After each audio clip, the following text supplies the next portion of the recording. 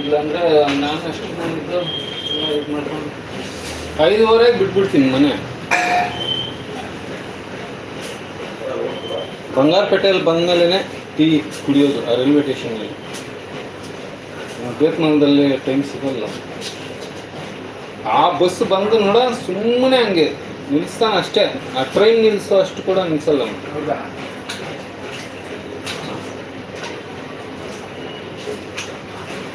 ಅದಕ್ಕೆಲ್ಲಿ ಹೋಗಲ್ಲ. ಎಷ್ಟು ಒಂದು 10 ಜನ ಹತ್ತಾರೆ ಅಷ್ಟೇ. ಅಲ್ಲಿ